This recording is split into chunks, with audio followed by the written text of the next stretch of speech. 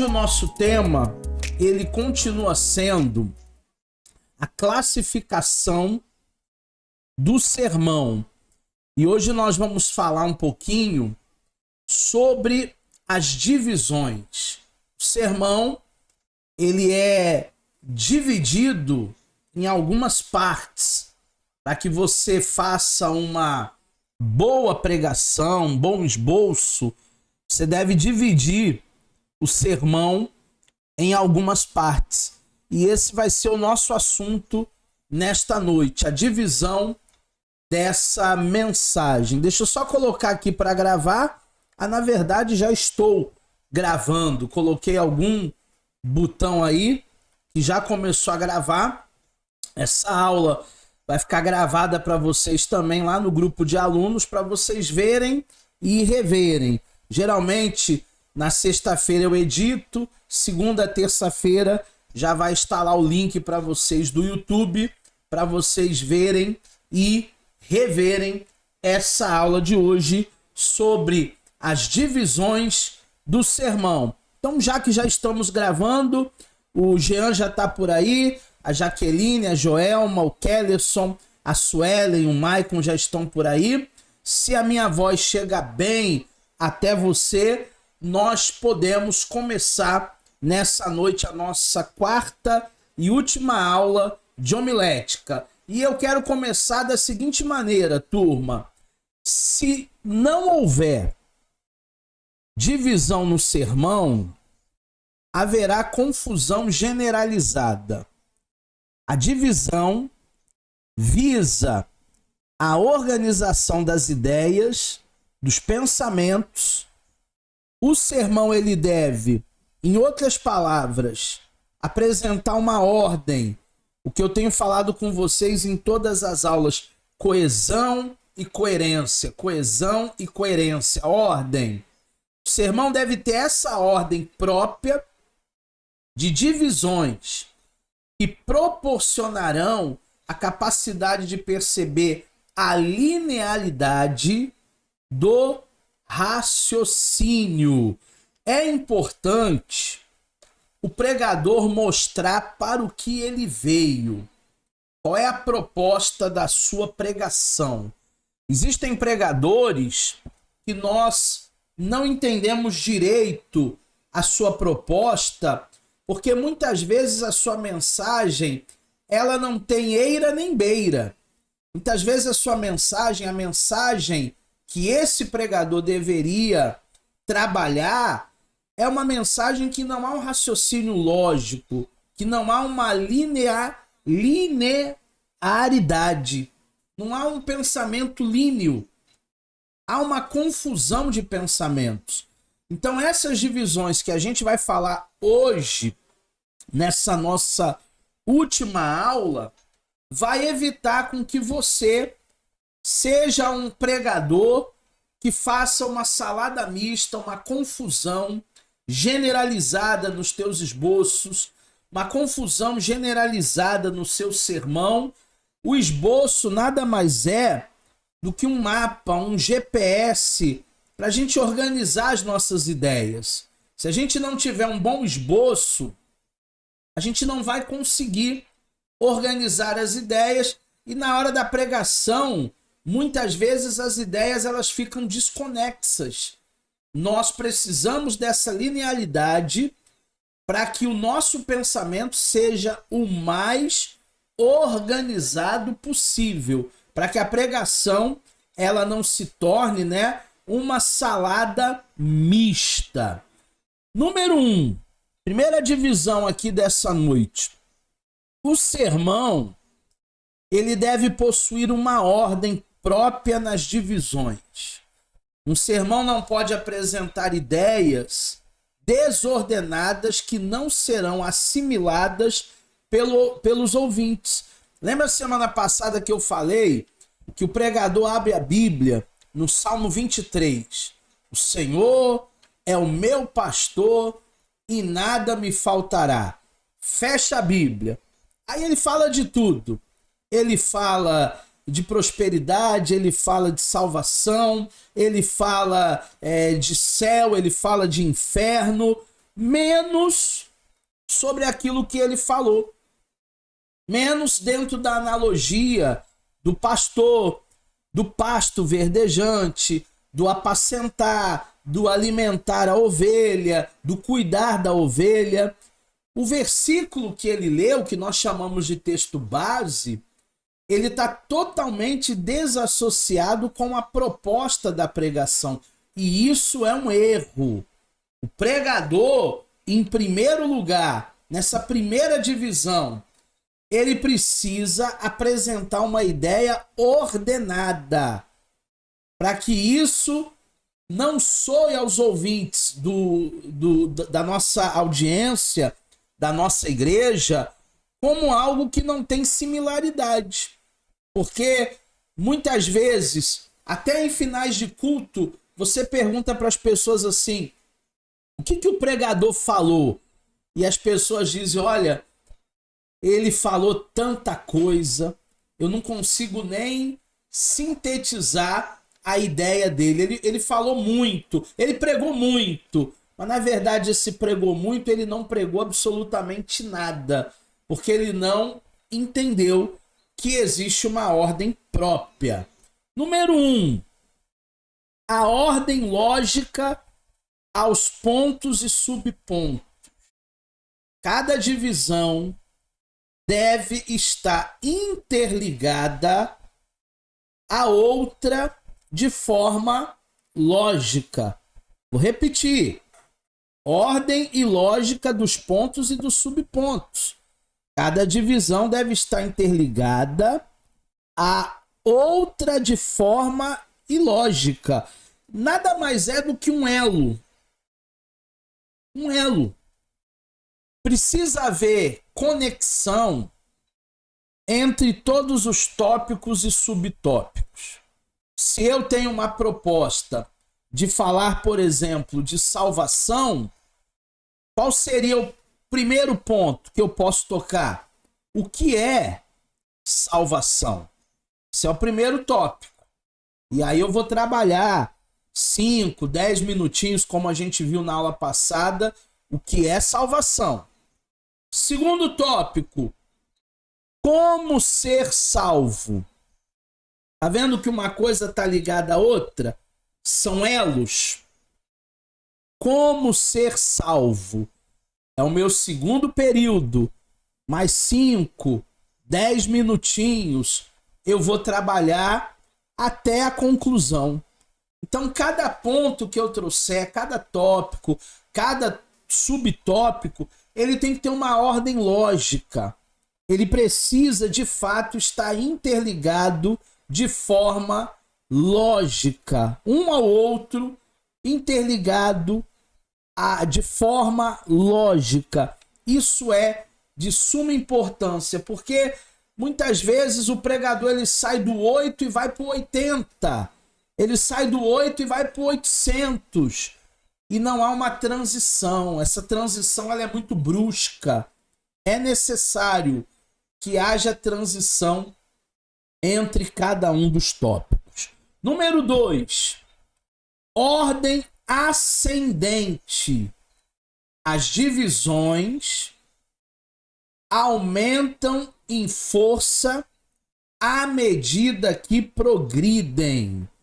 Essa ordem ascendente é o nosso sermão, ao longo do desenvolvimento, ele ir crescendo.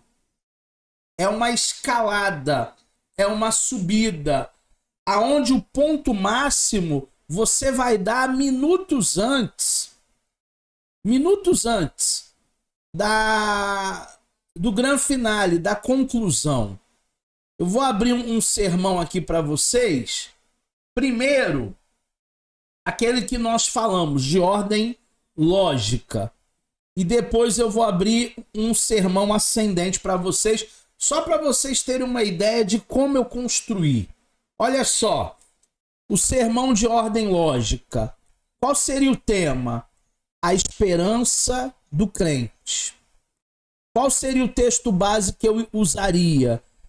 1 de Pedro, capítulo 1, dos versos 3 a 5. O texto base é aquele texto que a gente vai ler um pouquinho antes da introdução. A gente fala da temática ou lê o texto base primeiro e logo depois começa a introduzir. Esse é um sermão numa ordem lógica. Que mais? Olha como eu faria a introdução desse sermão. O que é esperança segundo a Bíblia, a definição de esperança e a importância da esperança na vida cristã. Então eu gastaria ali por volta de 5 minutos falando o que é esperança, definindo o que é esperança e também falando sobre a esperança da vida cristã. Isso é muito importante a gente entender, a gente buscar. E aí eu já partiria para o nosso primeiro tópico. Qual seria o nosso primeiro tópico? A natureza da esperança cristã. E aí eu gastaria pelo menos uns 10 minutos nessa ordem que eu chamo de ordem lógica. Esse é o primeiro período. Depois nós temos o segundo período, que eu gastaria mais uns 10 minutos, 7 minutos. A segurança da esperança cristã. Eu estou seguindo uma ordem lógica. Terceiro, só estou ilustrando aqui para vocês entenderem. Deixa eu voltar aqui. Deixa eu voltar.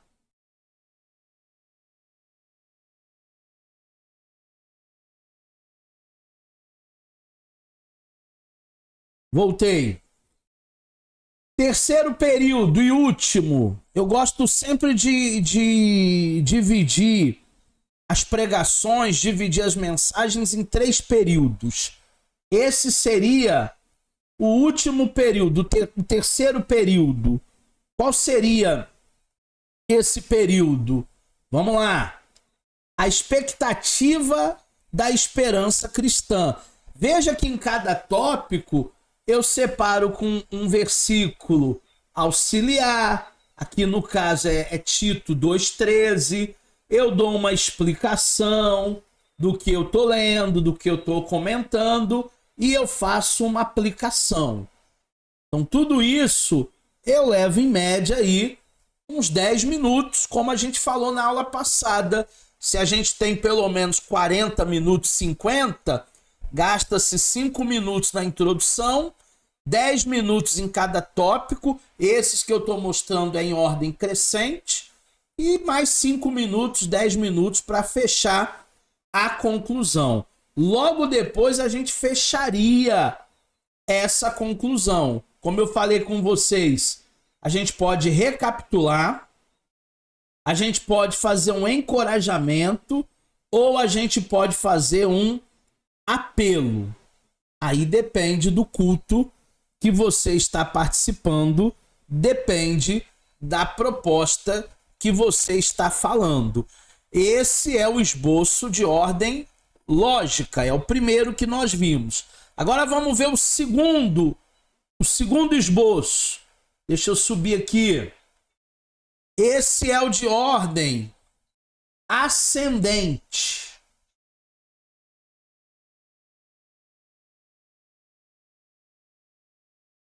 Esse sermão é o segundo, né? É o sermão de ordem ascendente, ou seja, é um sermão que tem uma subida, uma escalada, aonde vamos terminar o ponto crucial lá pertinho da conclusão. Na ordem ascendente, eu trabalhei com esse tema, a jornada da fé. Ordem ascendente. O que eu li? Hebreus 11, onde fala sobre os heróis da fé. A minha introdução, 5 minutos. Definição sobre fé. Segundo, Hebreus 11:1, a fé é a certeza das coisas que se esperam, e a prova das coisas que não se vê. Então eu vou definir o que é fé, porque o óbvio precisa ser dito, tá, gente?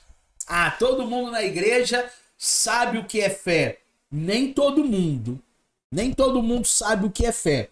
Então é preciso dizer o óbvio, definir fé e ainda na introdução a importância da fé na vida cristã. Isso eu faço em 5 minutinhos, não mais do que isso.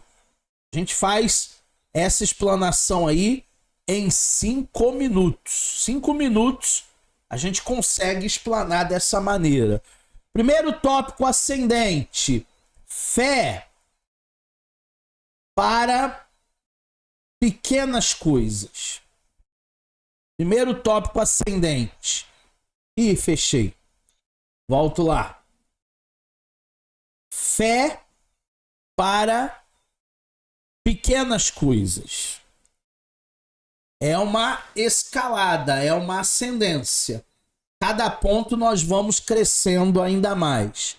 Segundo ponto, fé em tempos de desafio. Segundo ponto, vou gastar aí uns 7 minutos nesse segundo ponto.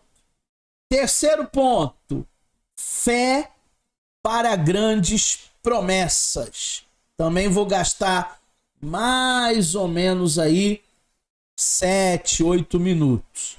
E fechando o quarto e último ponto, fé que transforma vidas. Esse é um sermão de ordem ascendente. Eu comecei com pequenas coisas, eu subi para tempos difíceis, tempos de desafio, eu subi um pouco mais um degrau, com grandes promessas, e eu vou terminar com vidas transformadas. Pegaram mais ou menos a ideia da ascendência? É uma escalada. Eu começo com pequenas coisas e eu termino com vidas transformadas, que na minha ideia é o ápice, que na minha ideia é o motivo do evangelho. Vidas transformadas. Então esse é um sermão de ordem ascendente. Nós já vimos 2 exemplos aqui nessa noite. Nós vimos o de ordem lógica. Deixa eu até voltar para vocês lá. Nós vimos o de ordem lógica, pontos e subpontos interligados, e nós vimos o de ordem ascendente. As divisões vão aumentando em força à medida em que progridem. Foram esses 2 esboços que eu mostrei para vocês nessa noite. Fechamos aqui? Não, ainda tem mais. Tem o sermão que a gente pode construir, que é o terceiro tipo aqui, a terceira ordem, né? Que é a ordem cronológica. Quando a gente fala de cronologia, a gente fala de tempo, a gente fala de assuntos, a gente fala de uma linha cronológica. Deve obedecer à ordem dos pensamentos, ponto a ponto. Então eu preciso trabalhar dentro de uma linha cronológica, ponto a ponto, para que as pessoas entendam aonde nós estamos e não façam confusões. Quando a gente fala de José do Egito, gente perguntando: ah, é o pai de Jesus, né? Não é. O nome é o mesmo, mas está fora da linha cronológica. O pai de Jesus, ele vem muito depois do que José do Egito. Então vamos ver mais um exemplo de um esboço de sermão, agora em ordem cronológica. Vamos lá. Toda vez que eu aperto aqui, ele volta para a tela inicial. Tá aqui. O exemplo do sermão de ordem cronológica. Qual é o tema que eu dei para esse sermão? A vida de Jesus. estamos trabalhando com sermões temáticos, dentro de algumas lógicas. A lógica ascendente, a lógica lógica e a ordem cronológica. Então essa é a terceira lógica, é a terceira ordem. A vida de Jesus. Qual é o texto base que eu posso pegar? Qualquer texto dos evangelhos. A gente estudou o mês passado Mateus, Marcos, Lucas e João. Qualquer texto dos evangelhos que a gente trabalhou no mês passado vai servir. Porque você vai falar da vida e da obra de Cristo. Então, você pode pegar qualquer parte dos evangelhos para trabalhar essa temática. A introdução que eu faço, uma breve visão da vida de Jesus em 2 minutos e a importância de entender a cronologia dos eventos. Porque o ministério de Jesus ele tem alguns períodos, alguns eventos. E eu preciso entender essa dinâmica de ordem cronológica. O que aconteceu antes e o que acontecerá depois. É isso que você precisa entender dentro de uma ordem cronológica. O que aconteceu antes no ministério de Cristo e o que acontecerá depois. E é isso que eu vou mostrar na pregação. O que aconteceu antes? O primeiro ponto, eu vou falar do nascimento e da infância de Cristo. Porque Jesus ele não foi um alienígena que nasceu com 30 anos. Não foi um alienígena que nasceu com 33 anos. Jesus ele nasceu como uma criança normal. Uma criança normal. Ele nasceu, ele cresceu como uma criança perfeitamente normal. Então ele teve os seus anos ali de infância que a Bíblia ela não cita muito, que a Bíblia ela não diz muito sobre a infância de Cristo, mas é salutar a gente entender esse processo. Então, o que eu colocaria na ordem cronológica? O nascimento e a infância de Jesus em primeiro lugar.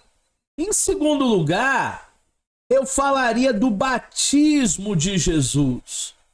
Esse, para mim, é o segundo período. Falar sobre o batismo. O que é o batismo? O batismo é uma simbologia que nós da Igreja Cristã fazemos, um rito aonde nós somos recebidos na família de Deus. Jesus passou por isso? Teve que passar por isso? Sim! Jesus precisou passar por isso. É um rito, é um ritual, é uma ordenança, digamos assim. Então, nesse segundo momento, eu vou falar, numa ordem cronológica, obviamente, do batismo de Jesus. Num terceiro momento, eu já vou passar para o ministério dele, os ensinos e os milagres de Jesus. Repara que eu comecei lá na infância, depois eu fui para o batismo, e agora que eu estou chegando no ensino e nos milagres, de maneira cronológica. Eu não estou atropelando os fatos, eu estou traçando uma ordem cronológica do que aconteceu na vida dele. E a última coisa que eu iria falar, na verdade não é a última, né? A penúltima. A penúltima coisa que eu iria falar nesse subtópico é da última semana de Cristo, que obviamente Lucas e João eles vão dar muito detalhe. A gente vai encontrar muitos detalhes da vida e da obra de Jesus no Evangelho de João, que vão narrar aí as 12 últimas horas do Cristo. As 12 últimas horas do Cristo é citadas ali no Evangelho de João. E por último, eu ia falar da morte. E aí eu fecharia a minha pregação lá na conclusão, com a morte de Cristo, falaria sobre todo o significado da sua morte e ressurreição. Então você reparou, dentro de uma ordem cronológica, que eu comecei no nascimento, fui para o batismo, depois para o ensino e para os milagres, para a última semana e a morte. Eu trabalhei cada um dos eventos de maneira cronológica. Eu não atropelei os eventos. Os eventos foram acontecendo ponto a ponto, de maneira cronológica. Deu para entender, turma? Ponto após ponto. Devemos obedecer a ordem dos pensamentos,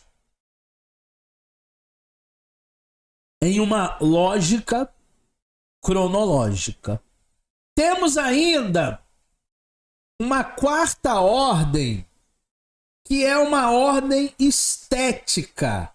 Quando nós falamos em estética, todo mundo já pensa, né, em botox, todo mundo já pensa em beleza, todo mundo já pensa em tratamentos estéticos.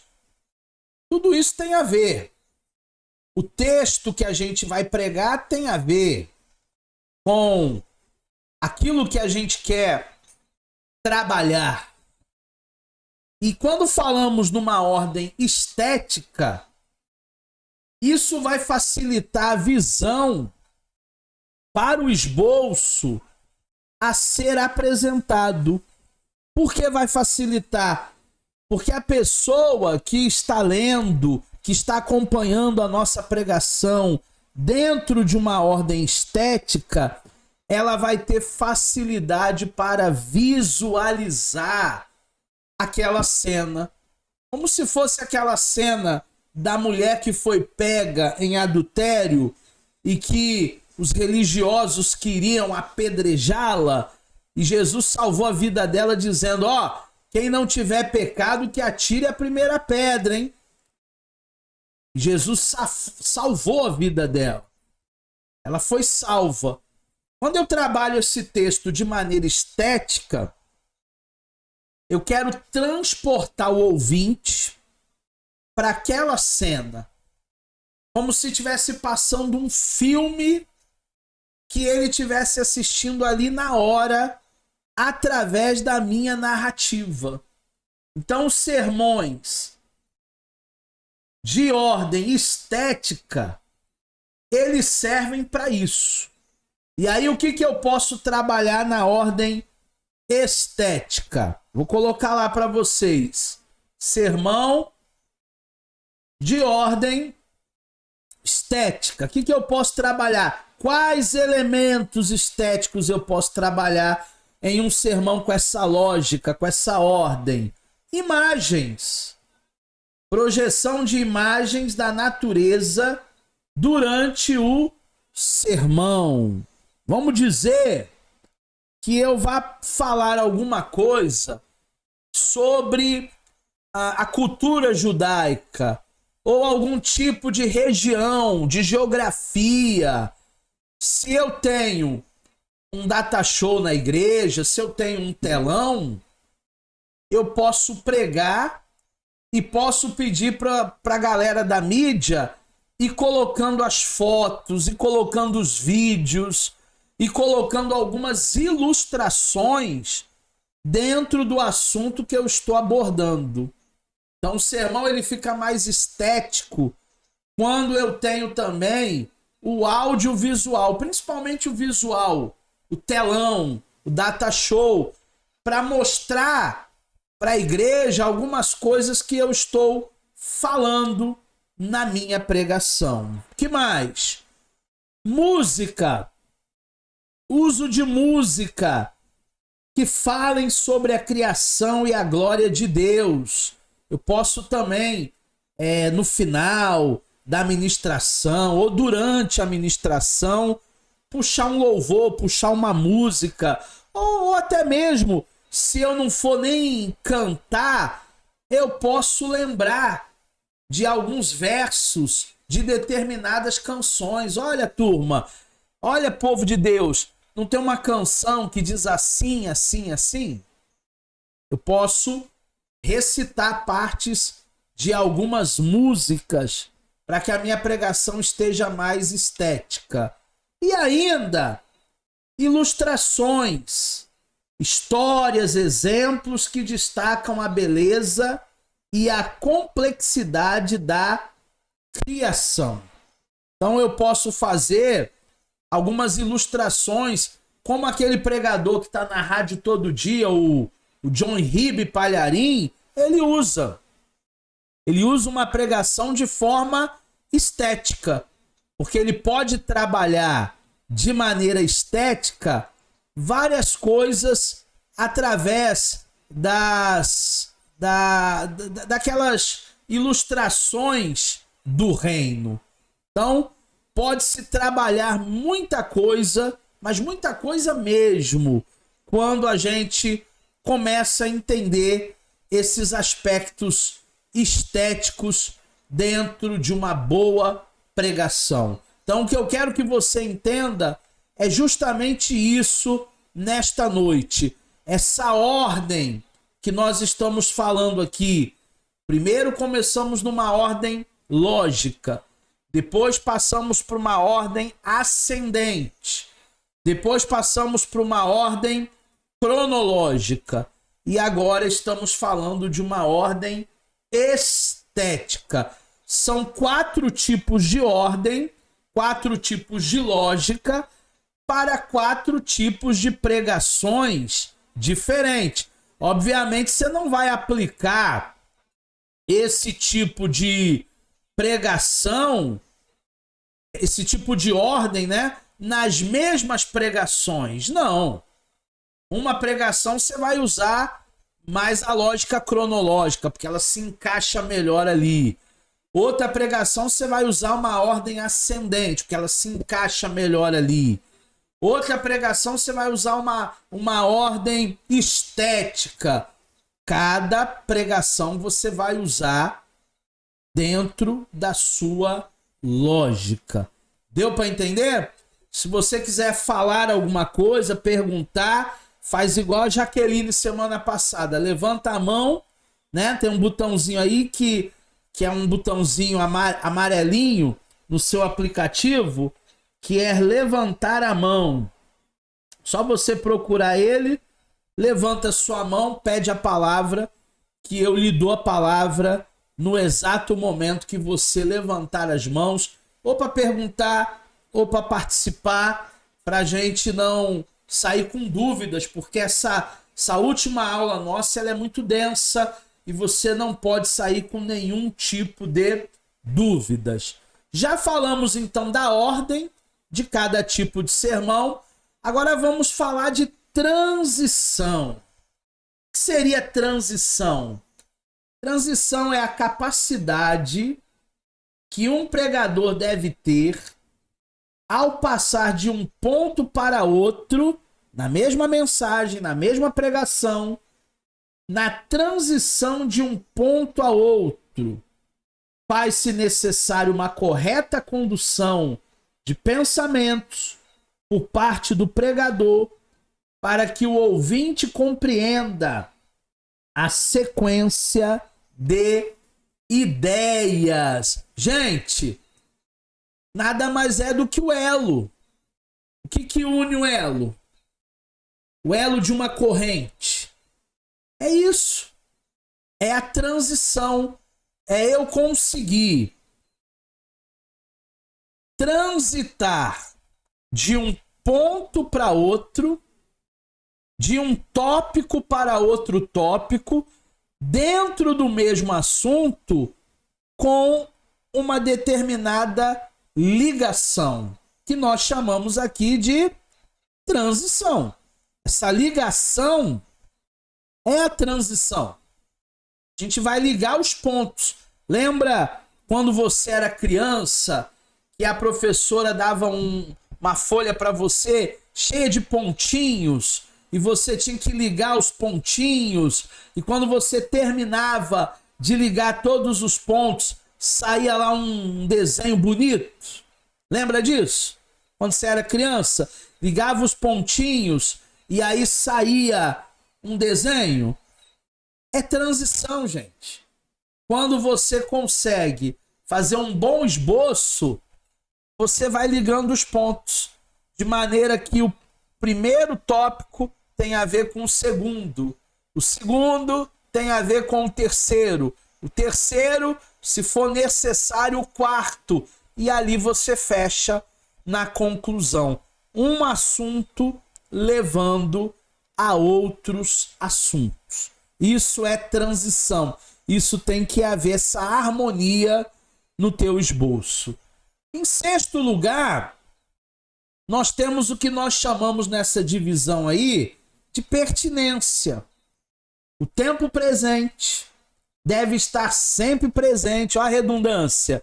O tempo presente deve estar sempre presente no sermão, de forma que a aplicação seja útil. Dessa forma, deve-se também evitar digressão. Eu vou explicar daqui a pouco o que é digressão. Ou seja, quando alguém se afasta do tópico central para abordar assuntos secundários ou irrelevantes de forma prolongada e desnecessária. É isso que é digressão. É a pessoa perder o fio da meada. É a pessoa gastar muito tempo em assuntos até irrelevantes para aquele tipo de pregação.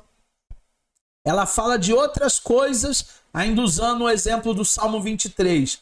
Menos de pastor, menos de pastos, menos de ovelha, menos de porta, menos de curral.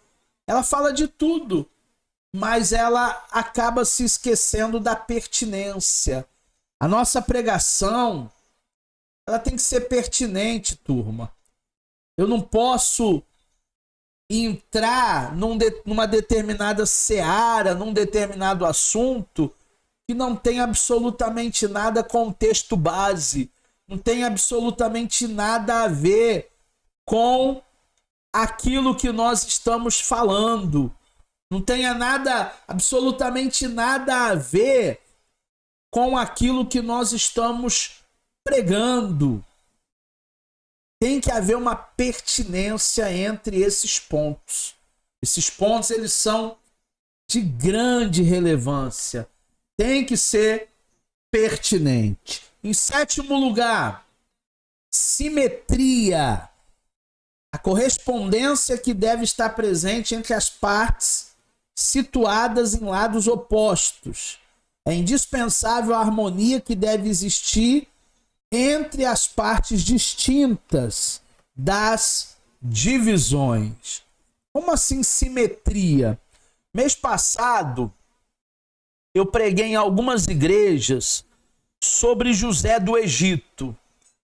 Eu esqueci agora qual foi a temática, mas a base era José. A base da pregação era José, falando que nada que nós temos pode ser jogado fora. E os irmãos de José fizeram isso com ele, jogaram ele dentro de um buraco. Teve uma parte da pregação que eu fiz uma simetria. O que eu fiz? Eu falei de tudo de ruim que aconteceu na vida do José.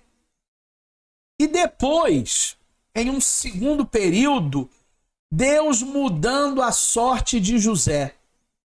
Então, tudo aquilo que eu falei de ruim, por exemplo, José foi esquecido pelos oficiais do rei, né? O padeiro e o copeiro.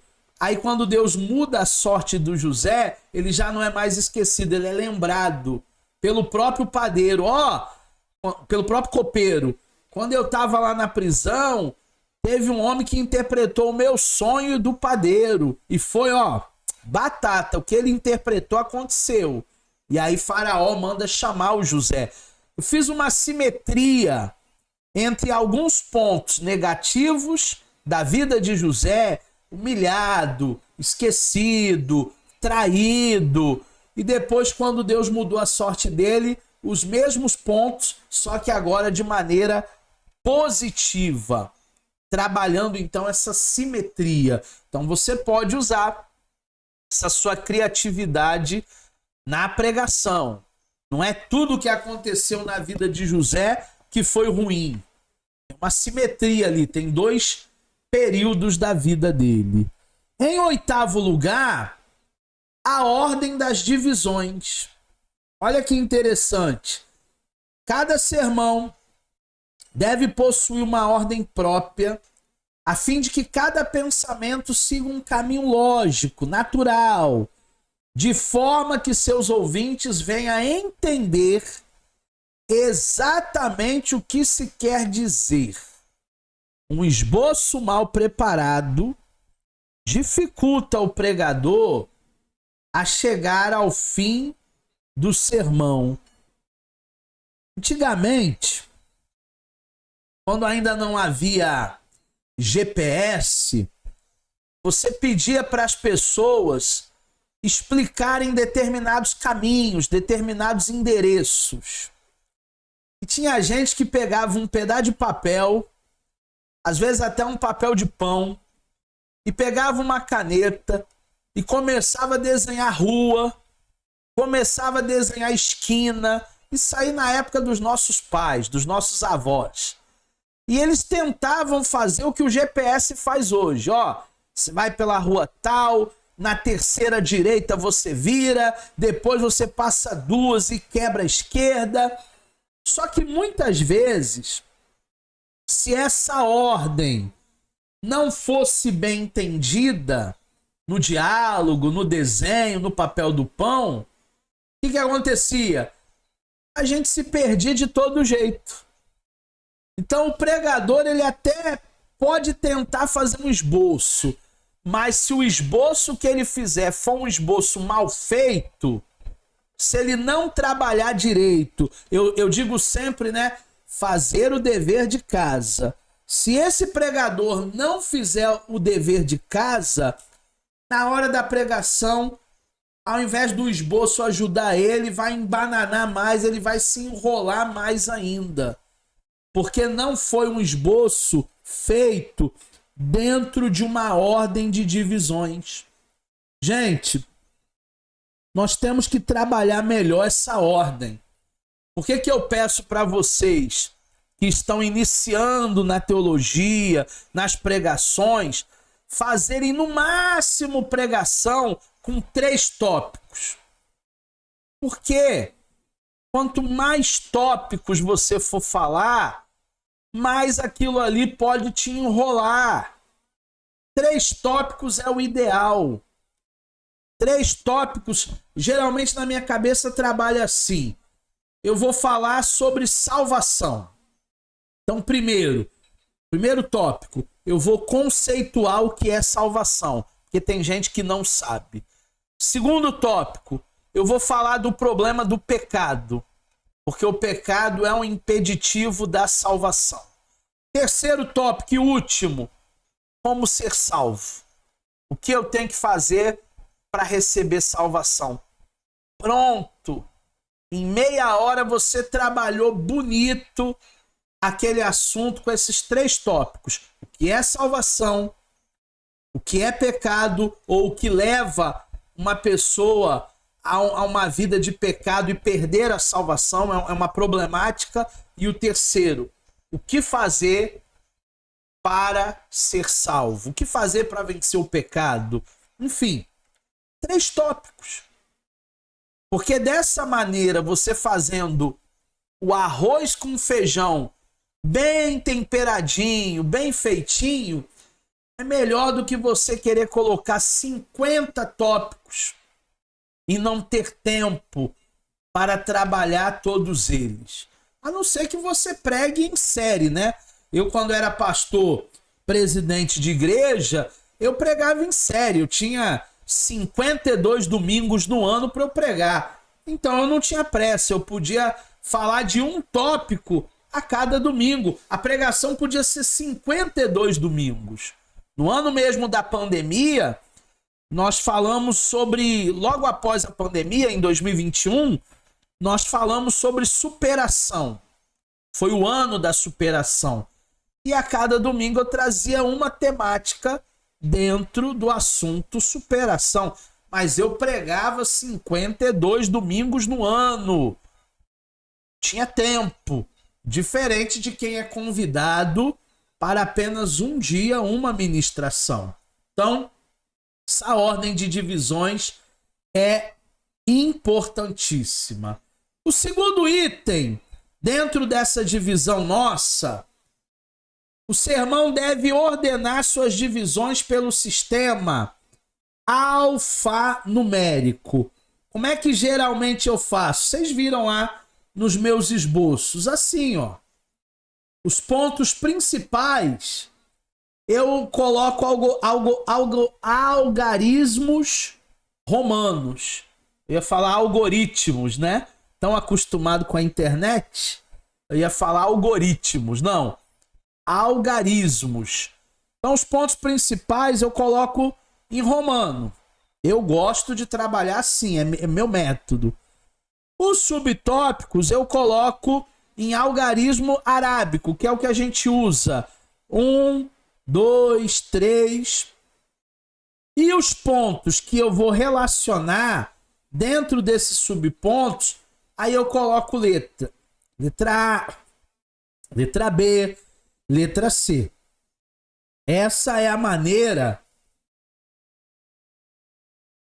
basicamente, que eu monto o meu esboço. Os principais romanos, subpontos arábicos e as indicações com letras do alfabeto. Mas aí, isso é uma organização de cada um, é uma organização muito particular. Porque o esboço ele deve ser um material, muitas vezes de folha única, que vai ser teu mapa, vai ser teu GPS. Não é um discurso que você vai pegar ali e vai ficar lendo, né? Deixa eu pegar um papel aqui para representar. Vai pegar um discurso lá e vai ficar lendo. Então, papapá, lendo o papel. Não. Você não vai ficar lendo o papel. O esboço. O esboço é apenas um demonstrativo, é apenas um GPS, é apenas um mapa para você bater o olho e voltar para a pregação. Você bateu o olho, já sabe o que tem que falar e volta para o microfone. Fale olhando para as pessoas. A gente aprende essa técnica, falar olhando para a plateia, no curso de oratória, que nós temos também no nosso portal online, o curso de oratória, acho que são 20 aulas, e também teremos aí em algumas épocas do ano o curso presencial, curso de 1 mês de oratória, que também é um curso muito bom para ajudar na nossa ministração.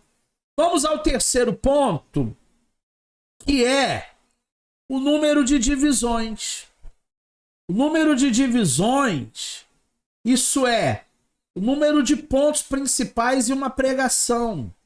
Deve ser analisado tendo em vista o tempo e a profundidade da mensagem. Primeira coisa, quanto tempo você vai ter? Eu vou ter 40 minutos.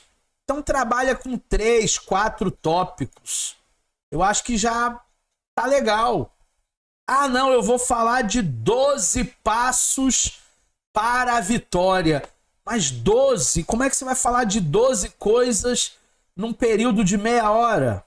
Período de 40 minutos? Vai ficar muito espremido. Vai ficar muito resumido. Você não vai trabalhar de maneira confortável. Então, ao invés de colocar 12, coloca 3. Eu sei que tem uma mística, né? Ou é 12 ou é 7. 7 passos para alguma coisa. 12 passos para fazer sei lá o quê. Mas quebra um pouco essa mística. Se você colocar 3, colocar 4, eu acho que está de bom tamanho o número das suas divisões, dos seus períodos no sermão. Não se pode determinar uma regra para a quantidade de divisões num sermão. Isso que eu estou falando para você não é uma regra, é uma sugestão. É como eu faço, dependendo do tempo que eu tenho e da profundidade da minha pregação. Não é uma regra. Pode ser 3, pode ser 4, pode ser 12. Aí vai depender do orador. 3 ou 4 pontos principais são suficientes para um sermão evangelístico ou eclesiástico. Qual é a diferença, turma, de um sermão evangelístico para um sermão eclesiástico? O evangelístico a gente prega no culto aberto. O eclesiástico a gente prega naqueles cultos antigamente que a Assembleia de Deus tinha de doutrina, ou aqueles cultos que nós fazemos com a nossa liderança, com a nossa célula, com o pessoal que já é da casa. Aquelas reuniões fechadas, sermão eclesiástico. Sermão evangelístico é o culto aberto, onde tem visitante, onde tem crente, não crente, descrente. E aí você precisa dosar esse xarope. Tudo bem? Até aqui ninguém levantou a mãozinha amarela que tem no aplicativo aí. Então eu tô achando que todo mundo tá entendendo aquilo que eu tô falando, já com muita informação, né? A gente já tá chegando a quase 1 hora de aula, eu falando aqui e colocando os slides de maneira bem dinâmica, porque o ensino EAD é um ensino bem dinâmico. Inclusive, sábado, na minha pós-graduação em Ciências da Religião, não. Sábado agora é a turma de docência no ensino superior, lá em Caxias. Eles vão ter essa matéria, metodologia do ensino EAD. E eles vão aprender a fazer uma videoaula, assim como eu estou fazendo aqui com vocês agora, com slide, com microfone, com câmera. Eles vão ter essa aula no sábado em Caxias, na pós-graduação dos docentes de docência no ensino, né? Superior. Já é a 10ª ou a 11ª aula que essa turma de Caxias terá. Vamos falar agora da classificação do sermão. O sermão ele pode ser classificado e existem pelo menos 3 classes. Até agora eu não falei de classe. Ah, mas e aquelas ordens que você falou, Eduardo, lá no início? Lá no início eu estava falando das ordens dentro de um sermão temático. Eu não falei da classificação propriamente dita. Falei apenas das ordens, das lógicas. Agora a gente vai falar dos tipos de sermão. Existem pelo menos 3 classes principais de sermão. Existem pelo menos 3 modelos, né, de sermão, que é o que eu quero exemplificar nessa noite para vocês. Primeiro tipo é aquele que eu mais uso, é aquele que eu mais pratico, é aquele que eu mais faço. É o sermão temático. Geralmente Deus me dá o tema e durante a semana eu vou buscando os textos auxiliares. Primeiro o texto base, o que a Bíblia me embasa para falar sobre aquela temática, e depois os textos bases dentro de cada tópico.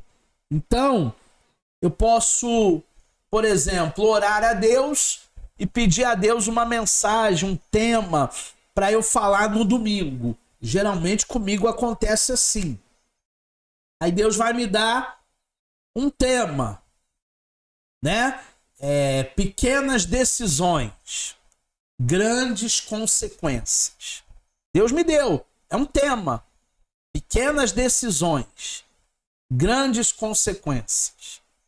E aí, a partir desse tema, eu vou buscar na Bíblia homens, personagens bíblicos que tomaram pequenas decisões e que aquilo trouxe uma grande consequência na vida dele, um grande prejuízo. Quem é que eu posso usar? Davi. Davi tomou uma pequena decisão. Qual? Não vou à guerra. Joabe, tô muito cansado, tô estressado, tô à beira de uma depressão, eu não vou à guerra. Vai você, Joabe, que eu vou ficar no castelo. E naquela época um rei não era um monarca que apenas sentava no trono. Naquela época um rei era um chefe militar, era um general. Davi precisava estar na guerra, ele não foi.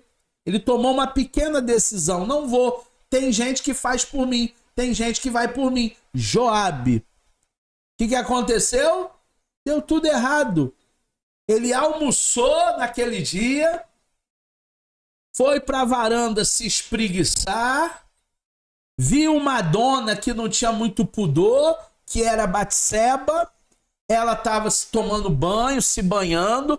Ele gostou do que viu, porque é homem. Ah, mas ele é gospel, mas é homem. Ele é evangélico, mas é homem. E aí ele mandou perguntar quem era Batseba, esposa de quem. Aí passaram a ficha completa para ele. Ela é mulher de Urias. Urias não está em casa, Urias está na guerra. E ele se envolve com aquela mulher. E ele engravida aquela mulher. Olha o que a vida do rei Davi se tornou por causa de uma pequena decisão de não ir à guerra, que lhe trouxe uma grande consequência. Então o sermão temático é mais ou menos isso. Deus me dá primeiro tema e a preocupação está como que o tema será tratado por mim ao longo da semana. Isso aí é dever de casa, para que domingo eu possa explanar com propriedade, dentro de 30, 40 minutos, 50 no máximo, estourando 50 minutos, essa temática que eu dei o exemplo aqui. O segundo tipo de sermão não é o temático. O temático a gente já trabalhou até naquelas ordens que eu falei com vocês no início da nossa aula de hoje, lembra? Ordem lógica, ordem ascendente, ordem cronológica, ordem estética, tudo isso está nesse primeiro tipo aí, temático. Mas tem um segundo tipo. O segundo tipo é o sermão textual. O sermão textual envolve pelo menos 3 tipos de divisões. Como assim? 3 tipos de divisões. O sermão textual ele pode ser um sermão natural, um sermão sintético ou um sermão analítico. Daqui a pouco eu detalho cada um para vocês aí. Mas o textual nada mais é do que você ler um texto, pode ser uma perícope, pode ser um versículo. Eu já vi pregações onde o pregador leu o seguinte: Jesus chorou. Aí fechou a Bíblia e ele ficou 30, 40 minutos só falando dentro daquele texto, do porquê que Jesus chorou. O sermão textual, ele vai envolver esse aspecto textual. Ele vai ficar preso ao texto que nós lemos. Não vai abrir muitas janelas como o temático. Ele não vai ter nem versículos auxiliares. Ele vai ficar basicamente naquele texto que foi lido. E não necessariamente um capítulo inteiro. Pode ser uma perícope, pode ser uma parte. Pode ser um versículo, pode ser a parte A do versículo.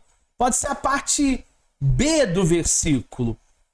O sermão textual ele fica preso ali na leitura e na explicação daquele determinado versículo, daquele determinado texto. E o terceiro tipo e último, que muita gente faz confusão com o textual, é o expositivo. Um sermão expositivo é uma abordagem de pregação que se concentra na exposição detalhada de um trecho específico da Bíblia e tem como base central a palavra de Deus e busca extrair e explicar o verdadeiro significado do texto bíblico de maneira, turma, exaustiva. Eu tenho um pastor que eu assisto todo domingo, o nome dele é Zé Bruno. Eu já falei com vocês em várias aulas. É um dos únicos pastores da internet que eu acompanho de perto. Todo domingo eu assisto o Zé Bruno. 11h20 da manhã, ele entra no YouTube. A igreja dele é a Casa da Rocha. Fica lá em São Paulo. E o Zé Bruno, ele prega de maneira expositiva. Como assim? Ele é o pastor presidente da igreja. A igreja dele não é uma igreja de oportunidades. Isso significa que todo domingo quem prega é ele, não são convidados, a não ser numa festividade, num evento, ou quando ele não está na igreja, mas é raro. Então ele tem pelo menos aí 52 domingos para pregar determinado sermão expositivo no ano, e ele fez isso nos últimos 3 anos e meio. Ele pregou aproximadamente 70 pregações, 70 domingos, né, sobre o Evangelho de Lucas e sobre o livro de Atos, dentro de uma teologia lucana, porque o mesmo autor de Atos é o mesmo autor de Lucas, o doutor. Então, a cada domingo, terminou domingo passado, olha, 3 anos e meio pregando, não, 3 anos e meio não, minto, 1 ano e meio. 1 ano e meio pregando sobre o livro de Atos e o Evangelho de Lucas. Só isso. De maneira expositiva, a cada domingo ele pegava um capítulo ou parte desse capítulo e ele explicava de maneira exaustiva, versículo a versículo, de maneira expositiva. Então, todavia, porém, entretanto, há uma diferença do sermão temático e do sermão expositivo.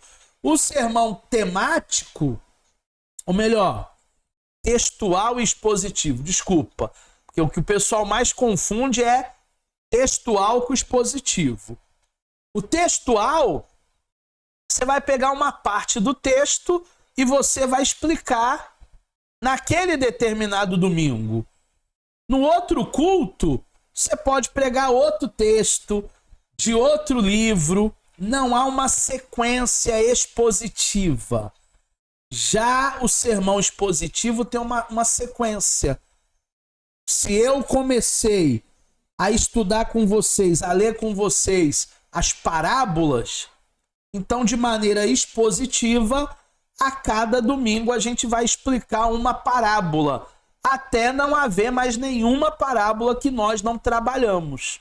O expositivo é você pegar de ponto a ponto, de versículo a versículo, de capítulo a capítulo, e expor, fazer uma exposição daquilo que está escrito. O textual não. O textual é apenas uma parte que você seleciona ali, que você pinça ali.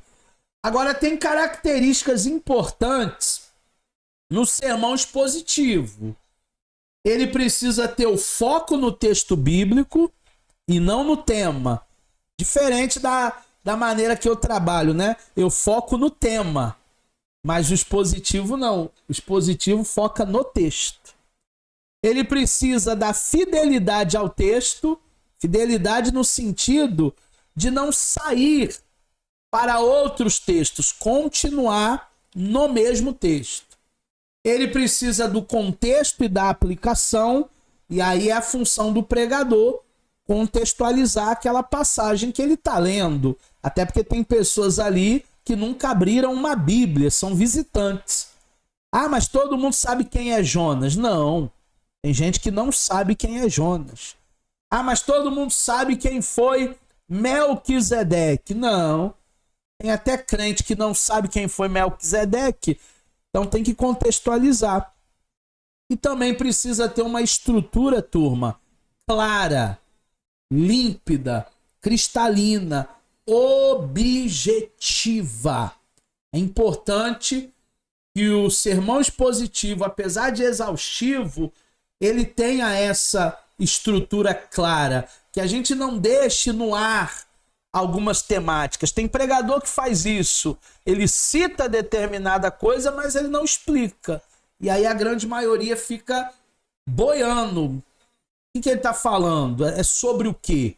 É importante nós entendermos ponto a ponto, de maneira expositiva, dá para trabalhar nesse segmento. Existem vários tipos de sermão: o evangelístico, o doutrinário, o avivalístico, o exegético. O exegético é mais o expositivo, né? Você consegue no grego, no hebraico. E os ocasionais.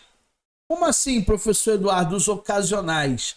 Teve uma série de mensagens que eu fiz sobre a vida após a morte, de maneira ocasional, quando caiu aquele avião da Chapecoense e matou quase o time todo de futebol, e foi uma comoção nacional. Aquele avião caiu, foi numa madrugada, e as notícias começaram a chegar ao longo do dia, e o velório, se eu não me engano, o avião caiu lá na Colômbia.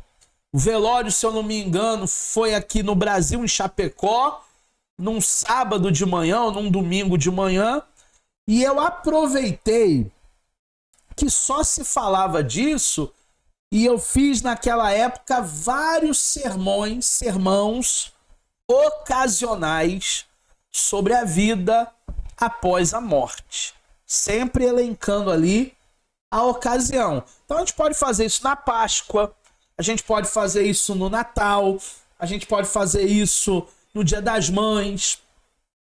Enfim, situações ocasionais, pregações ocasionais. Vamos falar também sobre a elaboração dos pontos principais.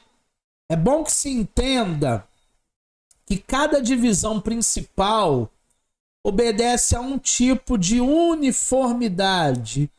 Nenhum ponto pode ficar isolado dentro do esboço. Nós devemos sempre cultivar uma relação para com os outros. Então, essa elaboração, essa uniformidade, essa harmonia do texto, juntamente com a explicação, a temática, o enredo, a gente não ficar conjecturando, querendo encontrar uma coisa que a Bíblia não diz, né? Agora eu vou lançar um curso online, daqui 1 ou 2 meses ele já vai estar todo gravado. Eu vou começar as gravações semana que vem, no feriado de 7 de setembro. O curso online que eu vou gravar é justamente esses textos que a Bíblia não fala nada sobre aquilo e que nós já ouvimos milhares de pregações sobre determinados temas. Então eu vou pegar esses temas centrais aí, e o nome do curso vai ser o seguinte: está na Bíblia ou me ensinaram errado? Esse vai ser o nome do curso que eu vou gravar. Está na Bíblia ou me ensinaram errado? Porque alguém me ensinou errado que Maria Madalena era prostituta. Em nenhuma parte da Bíblia eu consigo encontrar que Maria Madalena era uma prostituta. Ah, mas ela era de Magdala, não quer dizer nada. Ah, mas Jesus expulsou 7 demônios dela, mas podem não ser espíritos de prostituição. Então me ensinaram errado. E eu vou pegar esses textos, vou elencar eles nesse curso online. Vai sair daqui 1-2 meses. Você vai poder adquirir lá na plataforma. Vai custar menos do que uma pizza. Inclusive tem um curso agora que estava com um desconto de R$68. O pessoal achou que ia pagar no curso 68. Não, o desconto do curso é 68. A pessoa vai pagar R$29. Menos do que um McDonald's. Fala sobre os 5 dons ministeriais. Se você depois quiser adquirir, com esse desconto de R$68, você vai pagar R$29. Menos do que um McDonald's. E eu vou falar de 5 dons ministeriais. Pastores, mestres e doutores, apóstolos, evangelistas e profetas. Depois pede o link que eu mando para vocês. Ou vai lá no grupo da turma que ainda tem o link. Pega lá para vocês estudarem. Estudem, comprem cursos para a gente se aprofundar cada vez mais nessa temática. Ainda sobre elaboração de pontos principais, nenhum pregador deve subir sozinho os degraus de suas pregações, pois ele não será acompanhado pelo auditório. Ele deve, portanto, conduzir a mente dos ouvintes por cada passo da escada da homilética. Olha que frase!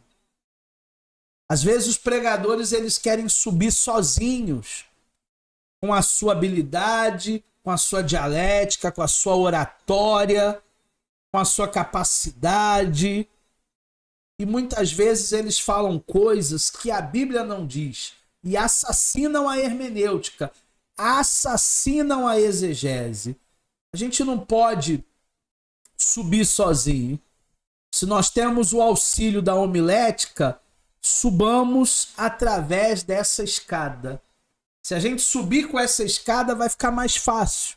Se a gente fizer um esboço, pesquisar, elencar os pontos mais importantes, mais relevantes, sua pregação ela vai ficar uma pregação muito mais consistente, muito mais proveitosa. O pregador deve superar o medo de pregar com esboço, sentindo-se seguro para pregar com o auxílio do texto. Ah, eu não prego com esboço porque o esboço engessa o Espírito Santo. Quem tem essa capacidade de engessar o Espírito Santo, turma? Ninguém. O esboço é só um GPS. O esboço é só um mapa. O esboço é só uma indicação que você pode verdadeiramente construir ali um enredo, uma mensagem ordenada, tópico a tópico, ponto a ponto. Então o esboço ele é um auxílio para você. Nada mais do que isso. Um auxílio para você bater o olho e voltar para o microfone, voltar para a plateia. Tá bom? Gente, nós chegamos ao final da aula de hoje.